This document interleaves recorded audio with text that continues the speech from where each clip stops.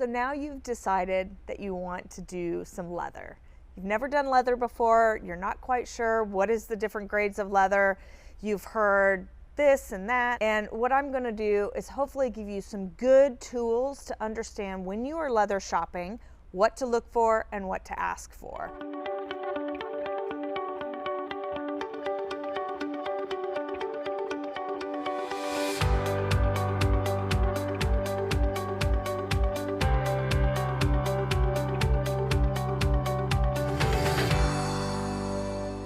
So I remember as a kid sitting on my parents' Naugahyde sofa, and it was not the most comfortable thing. You know, your legs would stick to it in the summer, it was cold in the winter, and so a lot of times people get confused about the feeling of leather and what should it feel like, what should you be investing in. Do you want to invest in more of your top grain leathers, which is more expensive, but there's a reason for that? Or do you want to do something like the bonded leathers, which are the newer leathers that are coming out that aren't the same? And a lot of times they'll try to be passed off as the same, but they're not. So that's what I want to kind of go over today, is what's the difference between your parents' old leather sofa that's actually plastic versus your leathers that you're seeing today on the market. So my name is Monique Thornock. I'm the store manager of the Louisville Furniture Fair. I've been in the furniture industry for over 30 years. I've been to numerous factories to learn about the fabric and the leather process. And there is a big difference between real leather, top grain leather, and your faux leathers, your vinyl, your bonded leather, your things that are not gonna wear as well as what a real leather top grain would do for you. So what I'm gonna cover with you today are the main types of leather products that you're going to find out there on the market. So you have your full grain leather, which is the thickest part of the hide. You also have top grain leather, which is just a step down below that. You have your split leathers, you have your genuine leather, bonded, and then you're going to go into your polyurethane fabrics. And my goal is that when you complete this video, you're going to have the tools to know which kind of leather would be best for you. So let's start off. What is full grain leather? So leather, of course, is a natural byproduct of the beef industry, and that leather is extremely thick. So that full grain leather is your top of your leather choices. That means that they have not shaved off any part of the leather. They've left it completely natural as it can possibly be. When you get that type of leather, you may see the barb marks, you may see insect bites, you may see different things on your leather that it's uniquely to that leather hide. And you're going to get a patina over the age, which means that it does absorb moisture, it does absorb oils, and it's going to give you that really strong patina where the light and darkness of the leather adds to the beauty.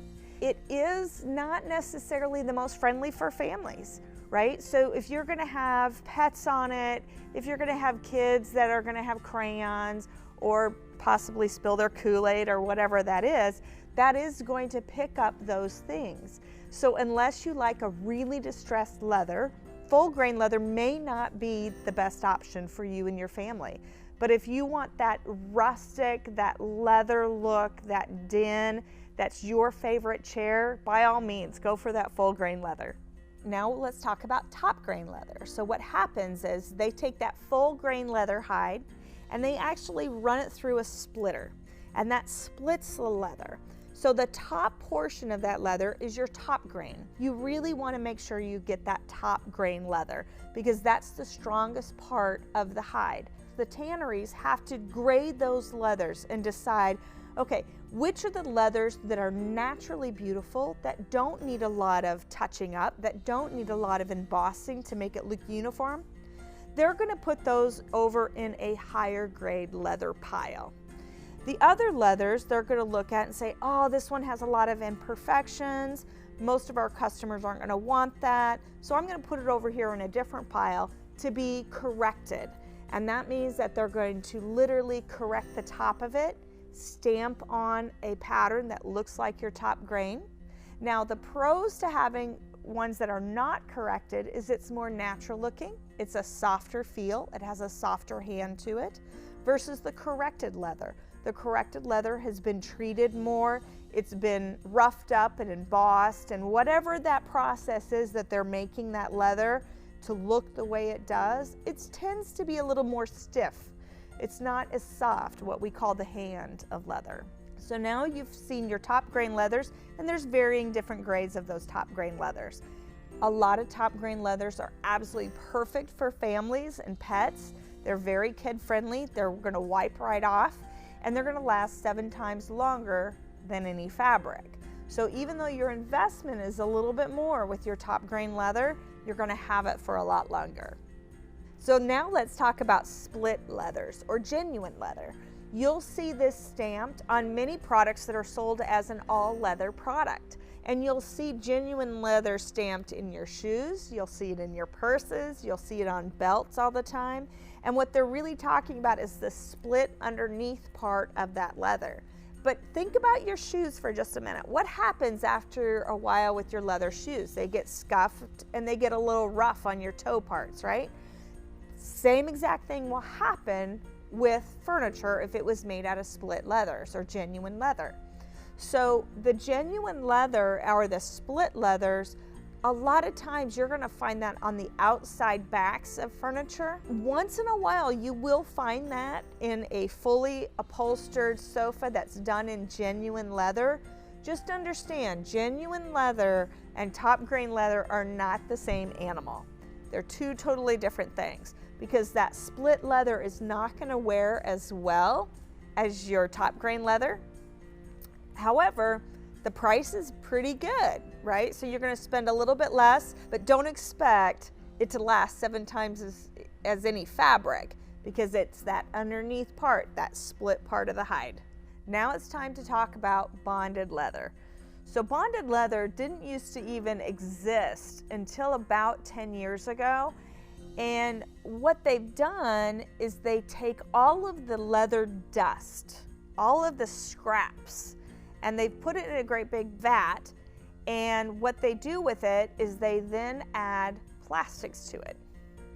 So they're creating this leather-like fabric that unfortunately does have 20% of leather. So a lot of people out there are selling it as leather, and they're allowed to say that it's leather, but it's not the same properties. It doesn't wear like leather. It's a completely different product. So one of the things I really want to hit home with you guys is this bonded leather is really kind of a gray area right now. Bonded leather has leather in it, but it's not leather. It's different. It is a faux leather. It looks like leather, but it doesn't act like leather. So that's where you have to be careful. And it's really important to trust the person that you're talking to, that they know what leather they're demonstrating to you and that they know what they're talking about. Now let's talk about polyurethane, or the other faux leather. So polyurethane is actually 100% man-made fiber, and it is actually pretty durable. So it's made out of plastics. It's made out of the same things that your nylons and your olefins are made out of. It's just processed differently, and it's processed so that it looks like leather. So the polyurethane, a lot of times when you go out and you shop for recliners, they're going to be top grain leather everywhere you touch, and it will be vinyl on the back and the sides. That keeps your costs down. But that vinyl on the back and the sides are going to wear better than if you did your bonded leather.